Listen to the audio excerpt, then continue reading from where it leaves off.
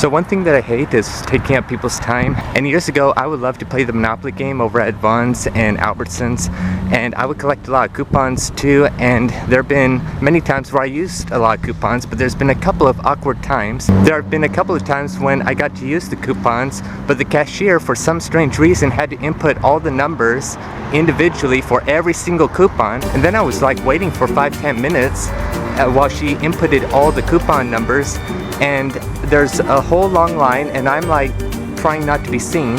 And so it was just an awkward time for me. And I was imagining if that ever happens inside Vaughn's or Albertsons again, I'm going to be like, hey, can you just scan the barcode? Because I mean, they knew that the barcode was there. I don't know why they didn't scan it for some reason. I always imagine how I would apologize to the other people waiting on me. And I'm reminded of another incident that happened in 2015 at Orange Coast College.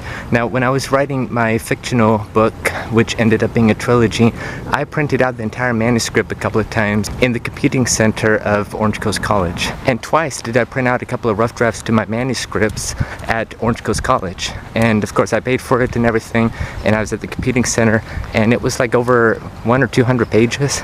And so when I had it printed, I went over to the printers, and it kept on printing one page after the other very fast, but still it was like over 100 or 200 pages. And there was a long line, and I kept on, you know, getting fidgety and such, and kept on looking at the papers, and yet my story's still being printed out and such. And the line got longer, and I'm like, I hope these people think that I'm printing out an essay for a class. And there's one of those times when I ran into my friend from Phi Theta Kappa Honor Society. I said, yep, I'm printing out my manuscript to my book. So, and then that's when she found out that I was writing a book. But still, those are all awkward situations, you know. For similar reasons, I hardly ever use the pedestrian crossing back there, or the stoplight on Irvine, or the other pedestrian crossing over by Newport Harbor, because that means that the cars would have to stop and wait and such, and it's not like a traditional red light. So earlier this year in March, I was at the district office at Newport Mesa Unified taking the substitute teachers orientation, and I got there early, and I was standing in line. There's a person in front of me being helped, and she had all her paperwork and everything and such. So I was just digging something out of my pocket, and I heard a voice saying something to the effect, "And you, sir, can I take your paperwork?" or something like that. And I'm like, I wasn't thinking that she was talking to me, so I just kept on trying to dig whatever it was I was digging out of my pocket. And the guy behind me tapped me on the shoulder, and then I looked up, and the woman was talking to me. And I'm like, oh, I didn't know that you were talking to me, because I wasn't at the front desk yet. I'm still in line, and there's a person in front of me. And I surmised to this day that she was trying to speed up the process. And I was very apologetic to her and the gentleman behind me, and I'm still losing sleep over this day, even though they said, oh, it's alright, and don't worry about it. And so I'm thinking, boy, I wonder what they must have thought. Here I am trying to be a substitute teacher, and I'm at the district office, and I can't seem to be able to listen or understand English, or I'm deaf or somebody like that. So a little over a year ago, I tried this new ice cream shop on 17th Street, and I was waiting in line, and there were a few people up ahead of me, including this one gentleman, and I was just looking at the menu trying to think, what the heck am I going to buy for the first time being here? Probably something with chocolate. And I forget exactly what transpired, but the person that worked there was saying something like, "Are you ready?" or something like that. And I forget if I responded, because I assumed that he was talking about the gentleman in front of me, because he was next. And so I just stood there, and the worker kind of looked at me and was kind of a bit like, okay, I'll just wait here. And then after a few minutes, we locked eyes again, and he asked me, "Are you ready to order?" And I'm like, well, there's a person in front of me who's first.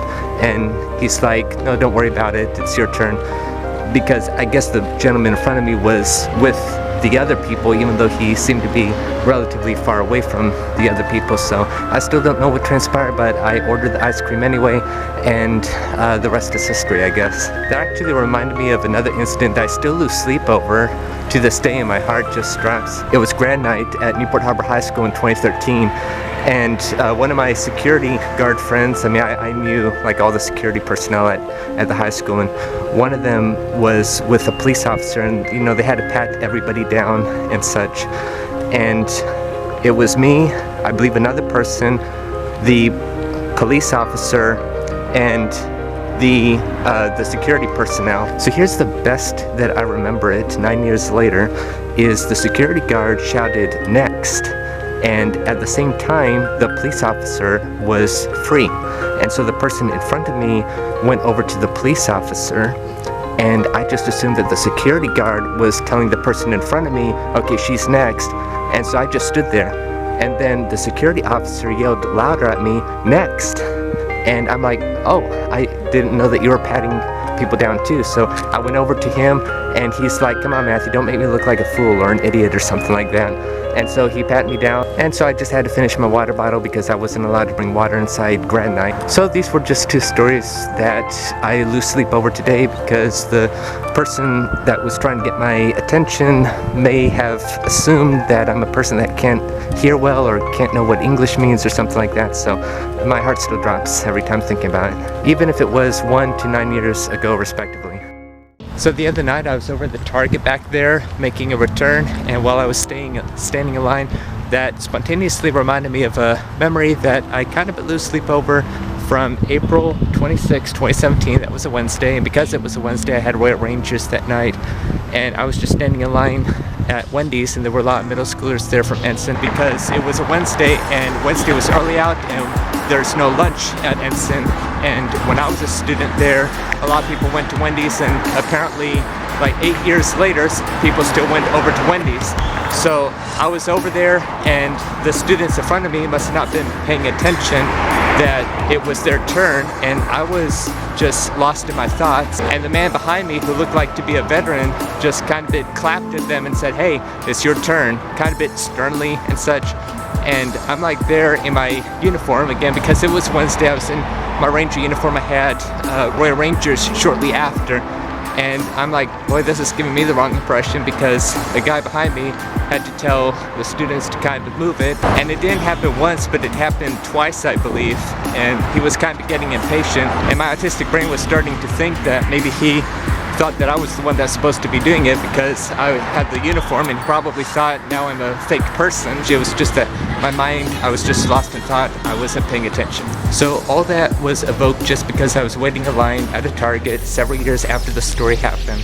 Almost, yeah, over 5 years, just making a return.